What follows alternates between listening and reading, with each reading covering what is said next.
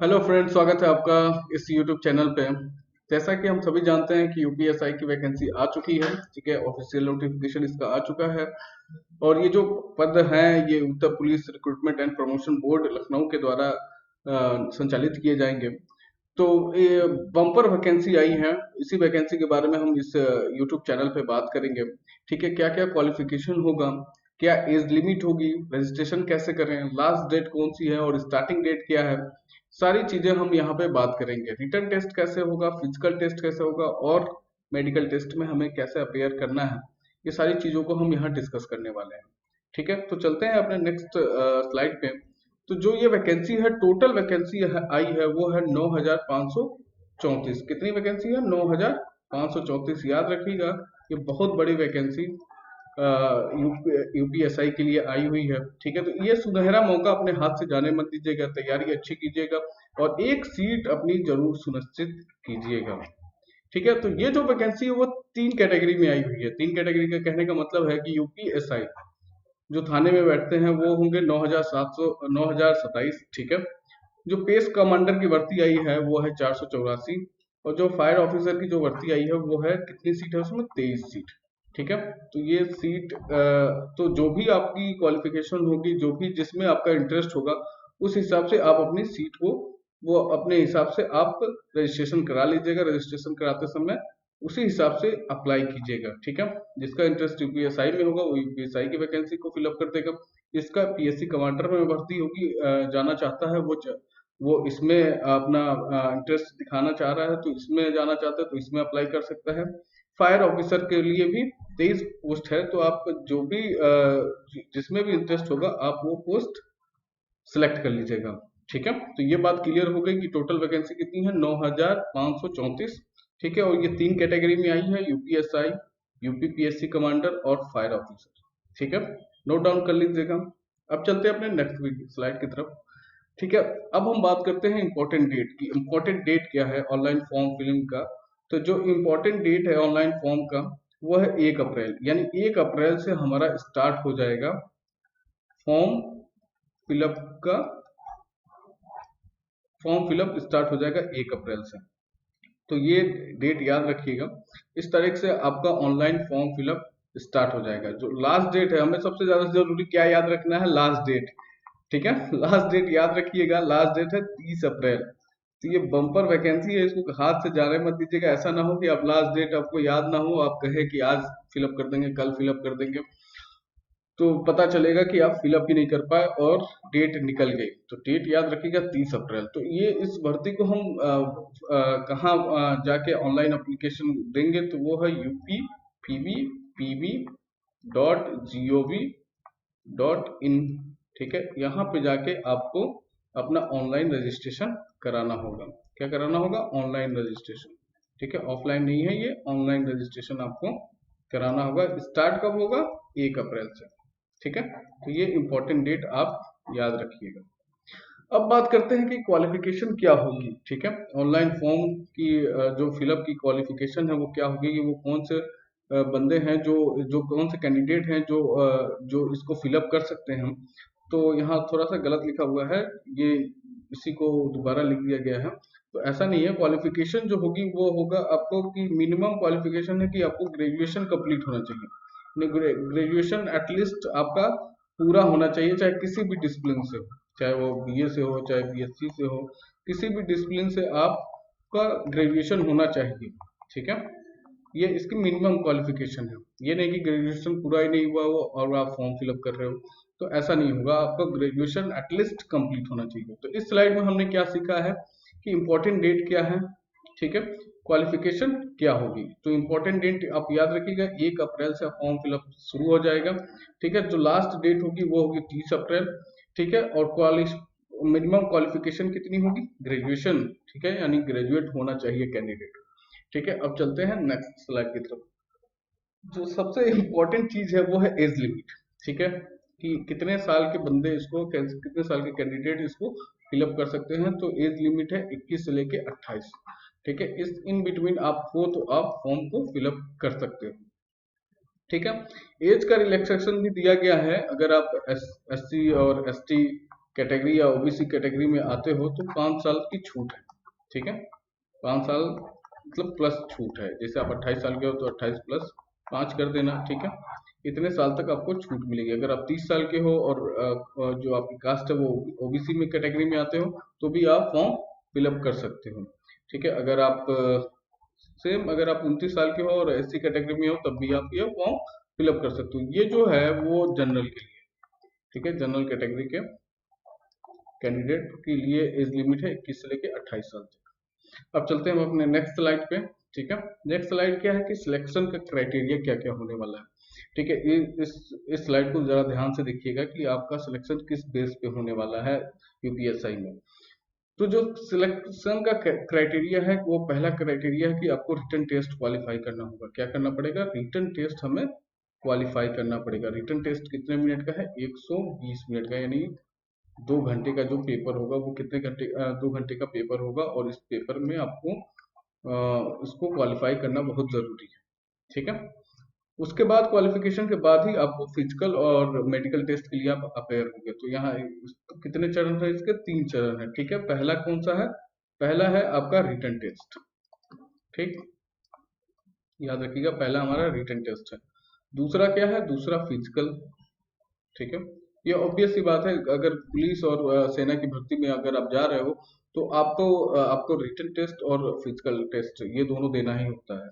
Physical plus एक medical test, ठीक है। ये तीनों चीजें आपको पुलिस सेवा में और सेना की भर्ती के लिए जा रहे हो, ये तीनों चीजों में आपको ये देना ही होता है, तभी आप क्वालिफाइड माने जाते हो। अब हम बात कर लेते हैं कि रिटन टेस्ट में क्या क्या पूछा जाएगा, कहाँ कहाँ से क्वेश्चन आएंगे, ठीक है। तो आपको हर चीजें नहीं पढ़नी है, इन्होंने बकायदा सिलेबस दे रखा है कि हम इस टॉपिक से हम आपको पूछेंगे, इस सब्जेक्ट से रिलेटेड आपको क्वेश्चन मिलेंगे। तो क्या है वो सब्जेक्ट? हिंदी, ठीक। जनरल नॉलेज, जनरल नॉलेज कहें, जीके कहें, प्लस इसमें आपको मूल विधि भी पूछी जाएगी, ठीक है। जो धाराएं हैं वो भी पूछी जाती हैं, ठीक है। ये भी 100 नंबर का होगा, ठीक है। मैथ जो होगी वो होगा कितने नंबर का? 100 नंबर का। और रीजनिंग भी 100 नंबर का, ठीक है। तो इस बात को याद रखिएगा कि हमें कहाँ कहाँ से क्वेश्चन पूछे जाएंगे, ठीक है। ये कितने विषय होंगे इसमें? 1 2 3 4, ठीक है। तो 100 नंबर के क्वेश्चन होंगे उसमें आपको मिलेंगे। अब ये हुआ कि हम कैसे क्वालिफाई कैसे करेंगे, रिटन टेस्ट में कितना नंबर आ जाए तो हम क्वालिफाई कर जाए। तो मिनिमम क्वालिफिकेशन मार्क है वो है 35% ईच, मतलब 2 क्राइटेरिया है इसके अंदर, ये बात एकदम ध्यान से सुनिएगा, ठीक है। ये बात एकदम ध्यान से सुनिएगा कि जो मिनिमम क्वालिफिकेशन मार्क्स है वो है 35%, यानी 35% आपको हर एक सब्जेक्ट में लाने हैं। जैसे स्कूल और कॉलेज में जब आप पेपर देते थे तो आपको हर एक सब्जेक्ट में पास आउट होना पड़ता था।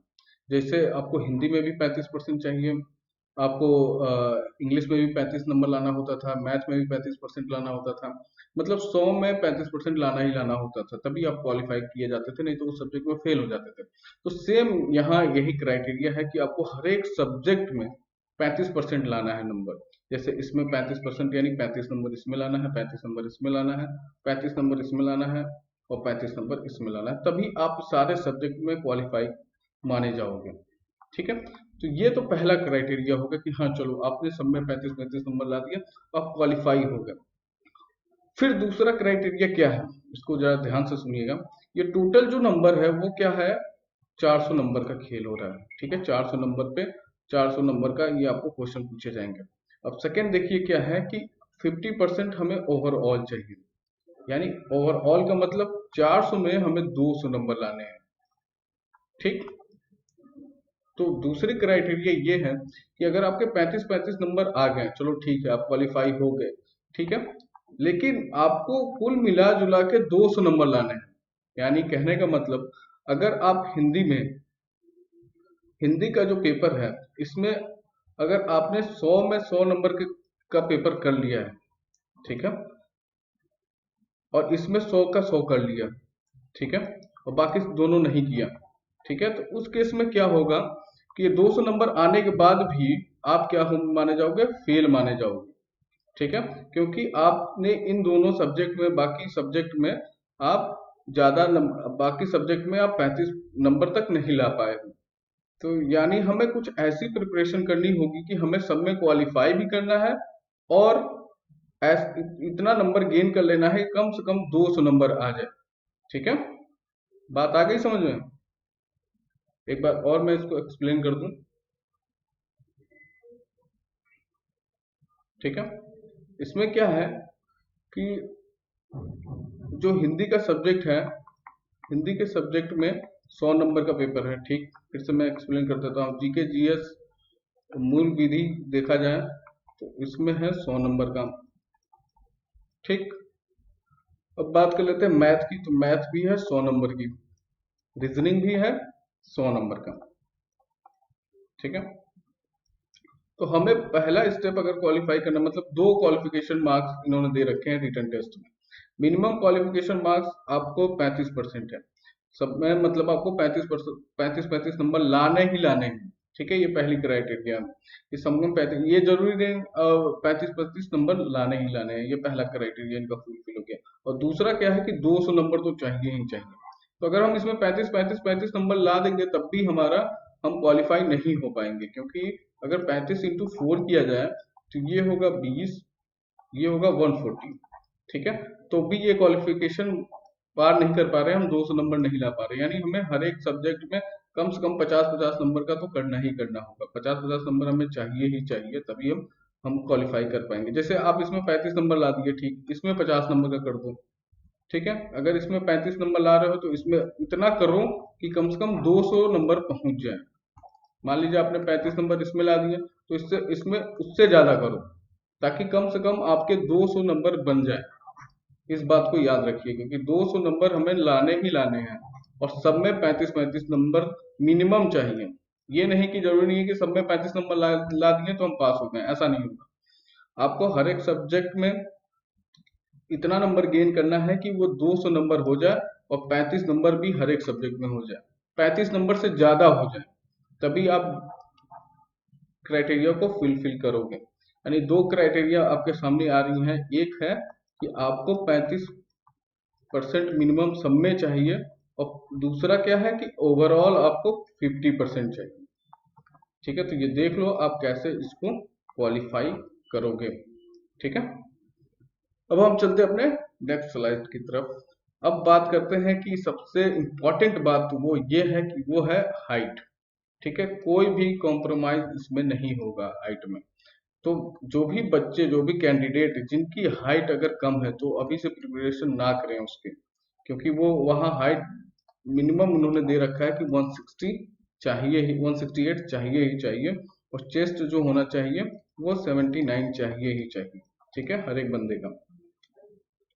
जो एस आई का जो SC कैटेगरी के आते हैं उनका उनका जो हाइट है वो 160 सेंटीमीटर रहेगा तब भी चलेगा, और चेस्ट अगर उनका 77 है, ठीक है, तो भी वो क्वालिफाई हो जाएंगे। SC कैटेगरी में है ये। ठीक है, SC कैटेगरी में है।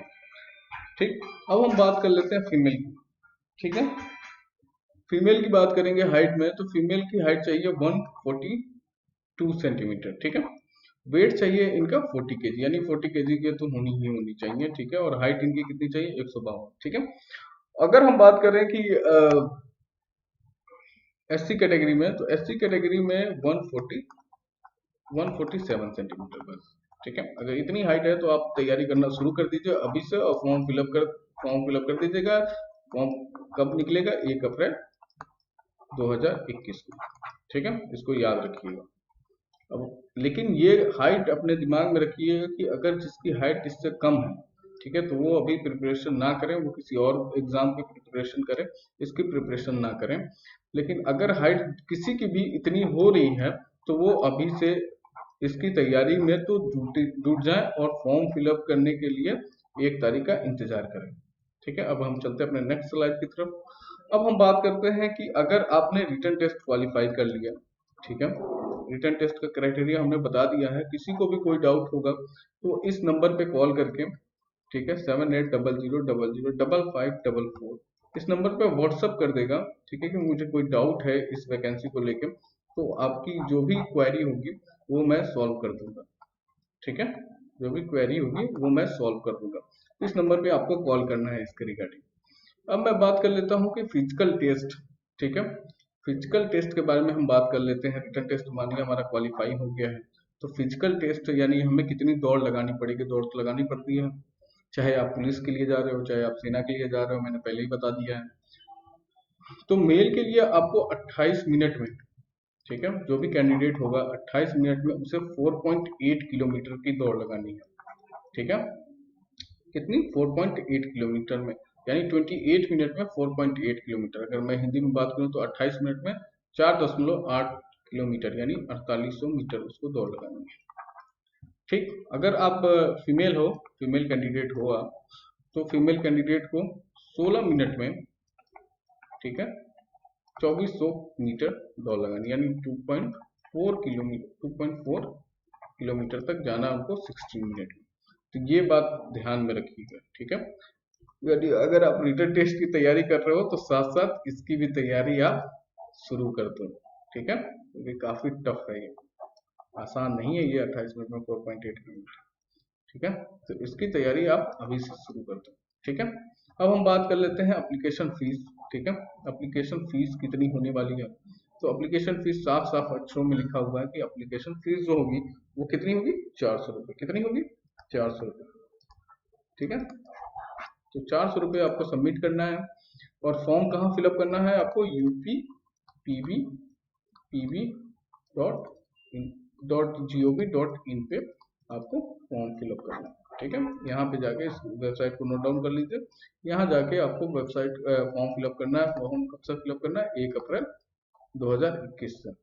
ठीक है,